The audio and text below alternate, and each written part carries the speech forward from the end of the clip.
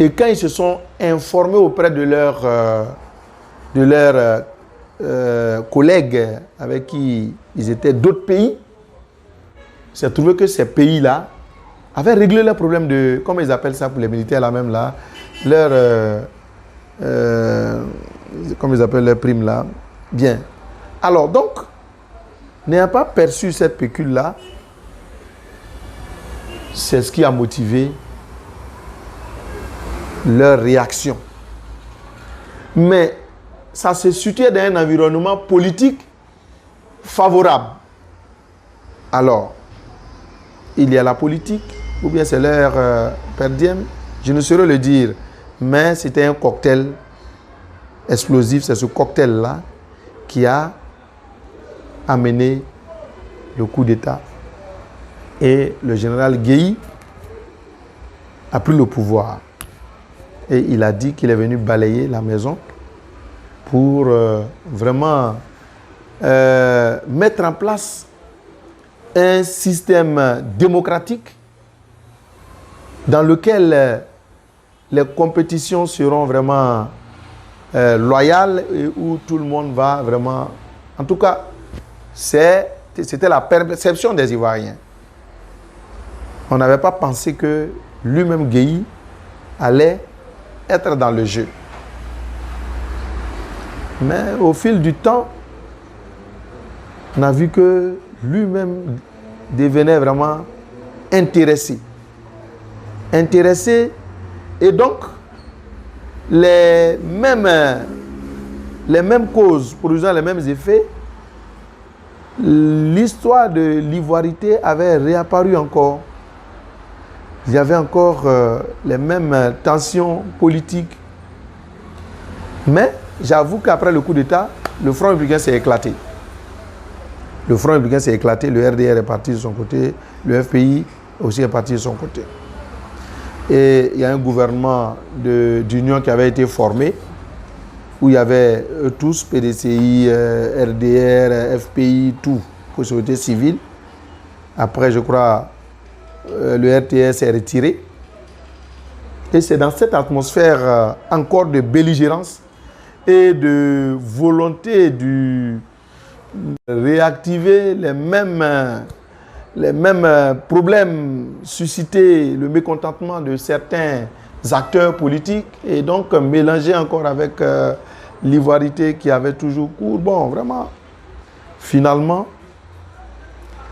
les élections de 2000 ont entraîné beaucoup de frustration puisque beaucoup de candidats potentiels avaient été éliminés. Il restait que, je crois, Guéhi lui-même et puis Laurent Gbagbo, plus voilà, Bédié, Alassane, tout ça avait été éliminé. Beaucoup de... Donc on est parti à des compétitions électorales aussi déjà qui se prêtaient à une atmosphère vraiment explosive. Donc, après ces élections-là, il y a eu des morts. C'est ainsi qu'on a eu le charnier de Yopougon. Il y a eu des violences un peu partout à Abidjan. Donc, voilà. Guéhi a été éjecté du pouvoir. Laurent Gbagbo est venu au pouvoir. Lui-même, il a dit que je suis venu de manière vraiment calamiteuse au pouvoir.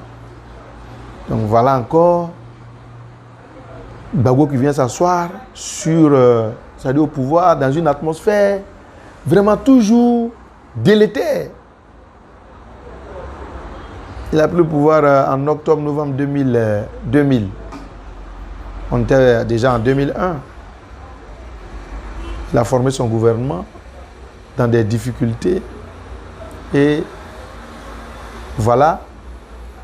Après, avec les élections qui se sont mal déroulées, où les militaires encore se sont affrontés, et au sortir de cette guerre-là, il y a eu des militaires qui se sont exilés. Il y a des militaires qui ont été emprisonnés, il y en a qui se sont exilés, qui se sont retrouvés au Burkina.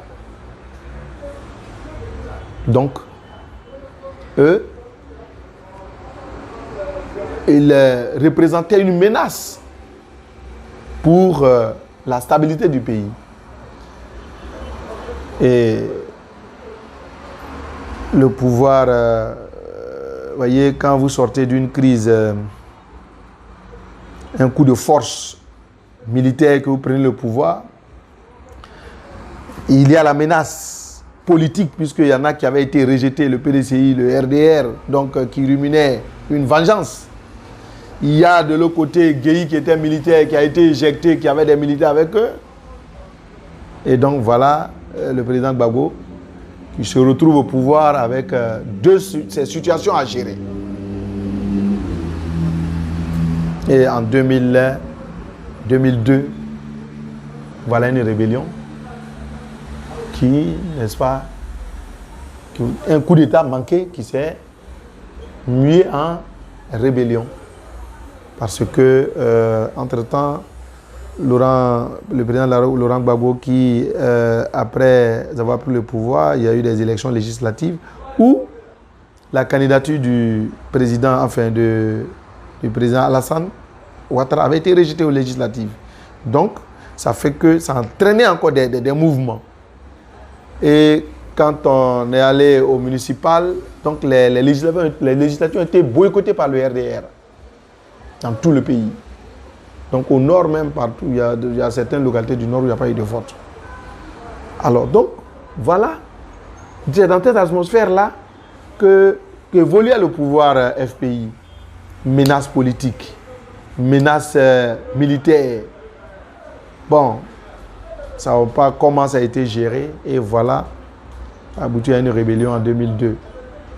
Une rébellion en 2002, enfin, il y a eu un coup d'État qui s'est mué en rébellion, qui a divisé le pays en deux.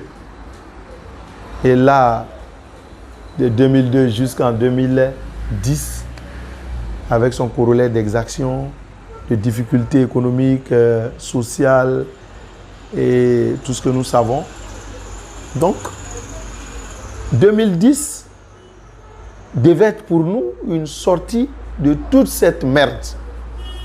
Parce que la communauté internationale est arrivée, des partenaires, les gens sont venus pour mettre vraiment tout en œuvre pour que véritablement on puisse aboutir à une élection inclusive.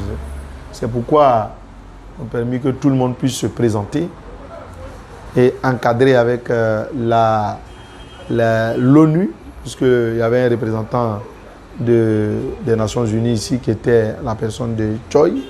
En tout cas, la communauté internationale avait mis tout en œuvre pour que véritablement nous puissions sortir de cette mauvaise passe-là de la meilleure des façons en 2010.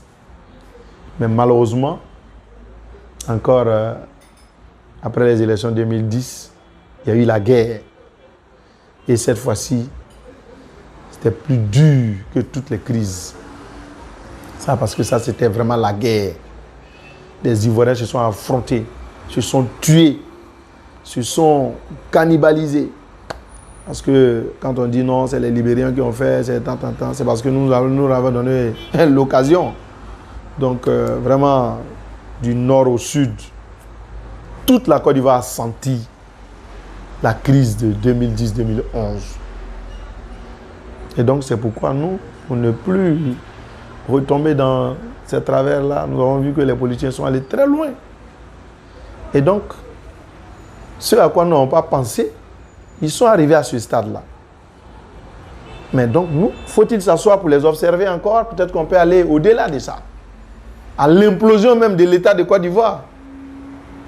Donc, nous n'avons plus confiance en eux. C'est pourquoi nous, les associations des victimes, notamment la cause ici, nous voulons rester là,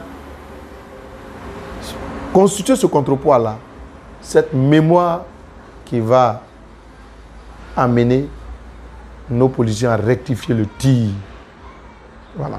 Donc, voilà ce que je sais de cette merde que nous traversons. Merci.